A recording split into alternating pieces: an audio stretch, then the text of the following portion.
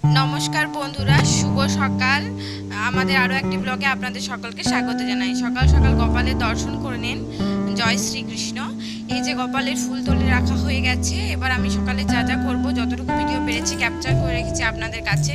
এবারে চাটা খাবো।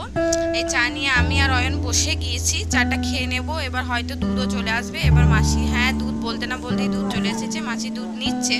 আর যে কথাটা আমি আপনাদের সকলকে বলতে চাইছিলাম, বলা হয়নি, যে আমি ইউটিউবে এবং ফেসবুকে দুটোতেই ভিডিও আপলোড করছি। তো যারা ইউটিউব থেকে দেখবে তারা প্লিজ লাইক, শেয়ার, সাবস্ক্রাইব করে দিও।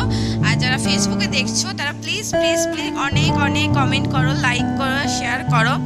আর তোমাদের একটা কমেন্ট আমার প্রচুর উৎসাহ যোগায়, এটাই আমি বলবো। এখানে বাবুকে খাইয়ে নিচ্ছি। ওর খাবারে আমি আজকে রেখেছি, কি বলতে গেলাম, হ্যাঁ খাবারে রেখেছি ওর ভাত, ডাল এবং ডিম সেদ্ধ। প্রচুর সময় নেই, আমি তাই আর এতটা টানছি না ওর খাবারটা নিয়ে। এবার দেখো খেলছে বেলুনটা নিয়ে, প্রচণ্ড ভয় পাচ্ছে কেন জানি না। আর আরেকটা কথা, আমি বলেছিলাম অনেক ক্লিপ গন্ডগোল হয়েছিল, তো আমি বলেছিলাম যে ইউটিউবে যে যারা আমার বিয়ের সম্বন্ধে কিছু জানতে চাও তো তারা প্লিজ কমেন্ট করো, যারা ইচ্ছুক আমার ব্যক্তিগত ব্যাপারে জানতে। তো আমি ইউটিউবে কমেন্ট পেয়েছি, হ্যাঁ যে জানতে ইচ্ছুক। তো যেটা বলছিলাম, আমার বিয়ে 21 সালে এবং আমাদের লাভ ম্যারেজ কিন্তু একদমই নয়। যে স্টোরি আছে মানেই যে লাভ ম্যারেজ হতে হবে তা নয়।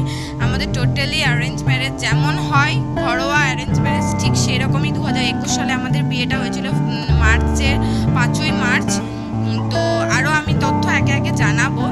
এখানে বাবুর জিভটা একটু নোংরা হয়েছিল, সেই জন্য আমি জিভটা একবার পরিষ্কার করে নিলাম। দেখুন আগেকার দিনে বা আমাদেরই ক্ষেত্রে মারা একভাবে পরিষ্কার করেছে, আমরা একভাবে করছি, পুরো পদ্ধতি যেন পাল্টে গিয়েছে। অথচ কিচ্ছু পাল্টায়নি, এখনও দাঁড়িয়ে ওই জায়গাতেই মানুষ আছে। এখানে জিভটা একটু পরিষ্কার করিয়ে নিই। আর মেয়েদের সত্যি কথা বলতে, আমি সেদিন যেমন বললাম, মেয়েদের জীবন বাপের বাড়িতে এক থাকে, শ্বশুর বাড়িতে এক থাকে, মানিয়ে নিয়ে গুছিয়ে নিয়ে এগিয়ে যেতে হয়। ঠিক সত্যি কথায় ছেলেদেরও জীবনটা তেমনই। বিয়ের আগে ছেলেরা একরকমভাবে বাঁচে, বিয়ের পর একটা মেয়ের দায়িত্ব, তারপর সন্তান এলে সন্তানের দায়িত্ব। শুধু আমরা মেয়েরা ভাবি যে মেয়েদেরই সব চাপ বা মেয়েদেরই সব দায়িত্ব, ঠিক সেটা নয়। তাদেরও মাথায় একটা চাপ থাকে, তাদেরও রেসপন্সিবিলিটি থাকে।